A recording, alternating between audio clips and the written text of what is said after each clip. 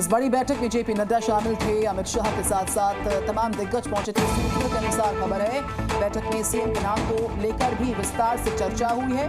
बड़ी बैठक को इस प्रचंड जीत के बाद बुलवाया गया। दिल्ली में सरकार गठन पर पीएम की बैठक।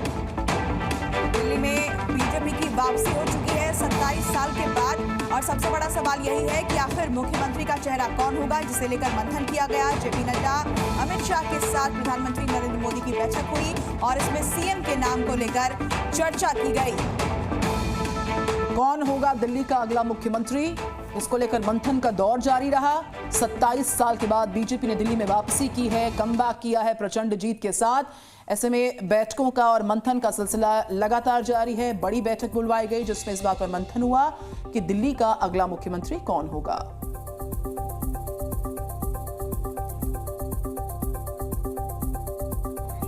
दिल्ली में बीजेपी को प्रचंड बहुमत तो मिल गया। अब सवाल है कि दिल्ली में दूल्हा किसे बनाया जाएगा, यानी दिल्ली के मुख्यमंत्री का ताज किसे पहनाया जाएगा।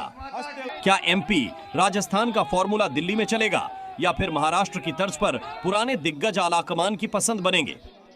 दिल्ली में धमाकेदार जीत के बाद बीजेपी मुख्यालय में पीएम मोदी ने बैठक की, जिसमें बीजेपी अध्यक्ष जेपी नड्डा और अमित शाह मीटिंग में मौजूद थे। सूत्रों के मुताबिक दिल्ली में सरकार गठन पर चर्चा हुई।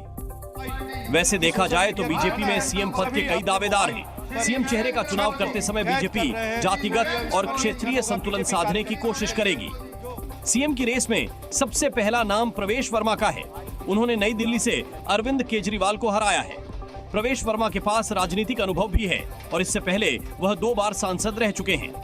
वहीं जाट सीएम बनाने से ग्रामीण दिल्ली, पश्चिमी यूपी, हरियाणा और राजस्थान के जाट वोटरों में संदेश जाएगा। वहीं विजेंद्र गुप्ता, सतीश उपाध्याय, आशीष सूद का नाम भी।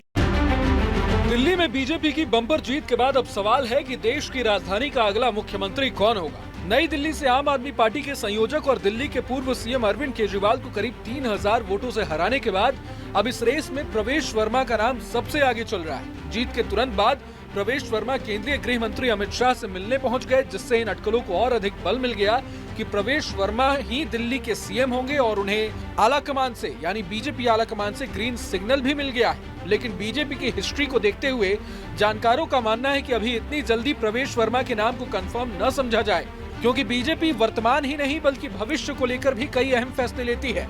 तो सवाल ये है कि अगर प्रवेश वर्मा दिल्ली के सीएम नहीं बनाए जाते हैं तो फिर बीजेपी ये अहम जिम्मेदारी और किसे किसे दे सकती है। अब आपको दिल्ली सीएम की रेस में आगे चल रहे कुछ और नामों के बारे में बताते हैं।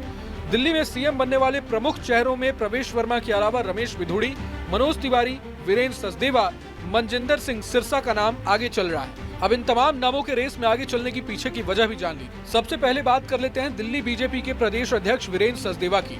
वीरेंद्र सचदेवा बीजेपी के प्रदेश अध्यक्ष हैं और पार्टी की पंजाबी लॉबी को भी रिप्रेजेंट करते हैं। दिल्ली में मूल रूप से पंजाबी वोटर्स की बहुतायत रही है।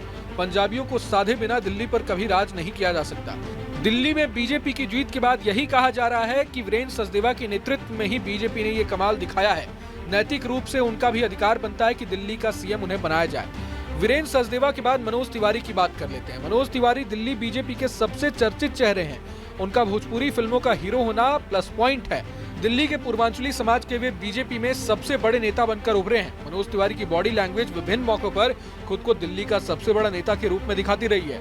टीवी पर उनके विजुअल्स को देखकर लगता है कि उनके मन में भी दिल्ली का मुख्यमंत्री बनने को लेकर उत्साह मचल रहा है। पर दिल्ली में बीजेपी शायद ही 4 नामों को सीएम पद के लिए आगे बढ़ाए, क्योंकि पार्टी किसी भी सूरत में किसी भी समुदाय को नाराज नहीं करना चाहेगी। अगर कोई पूर्वांचली सीएम बनता है तो जाहिर है कि पंजाबी समुदाय में एक संदेश जाएगा कि दिल्ली में उनका महत्व कम हो गया है। यही हाल किसी जाट या गुर्जर को मुख्यमंत्री बनाने में भी होगा।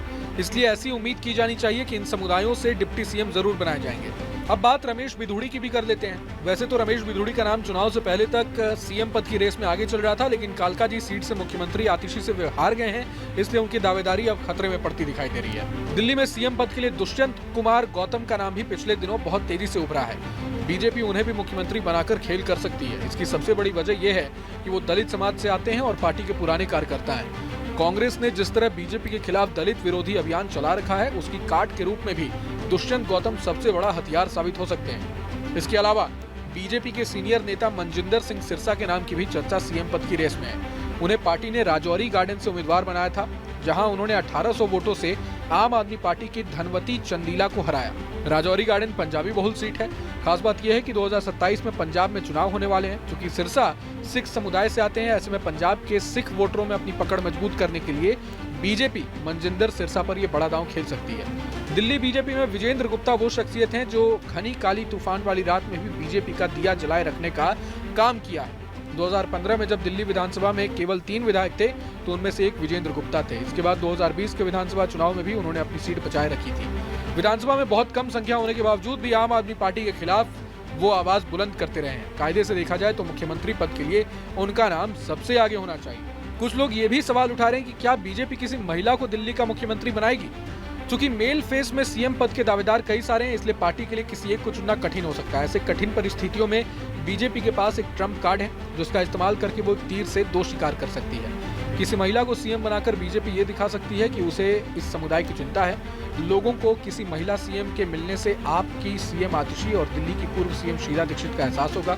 दूसरी बात ये भी होगी कि एक महिला के सीएम बनने से दूसरे समुदायों का जो कंपटीशन है वो भी कम हो जाएगा। पंजाबी बनाम पूर्वांचली या जाट बनाम गुर्जर की बात भी खत्म हो जाएगी। तीसरी बात ये भी है कि बीजेपी के पास महिला सीएम बनाने के लिए कई तेज तर्रार योग्य कैंडिडेट मौजूद हैं जो भविष्य में बीजेपी के लिए एसेट बन सकती हैं। इसमें बांसुरी स्वराज, मीनाक्षी लेखी और स्मृति ईरानी का नाम लिया जा रहा है। ये तीनों ही महिलाएं काम करने वाली, योग्य और जनता के बीच लोकप्रिय हैं। सबसे बड़ी बात यह है कि इनके टक्कर के पुरुष कैंडिडेट फिलहाल बीजेपी में नजर नहीं आ रहे हैं। चौथी बात, दिल्ली में महिलाएं आम आदमी पार्टी की बहुत बड़ी सपोर्टर रही हैं। उसका कार्ड भी महिला सीएम के जरिए बीजेपी निकाल सकती है। बहरहाल पूरे मसले को लेकर आप क्या सोचते हैं हमें कमेंट बॉक्स में जरूर बताएं। अगर आपको ये वीडियो पसंद आए तो लाइक करें और चैनल को सब्सक्राइब करें।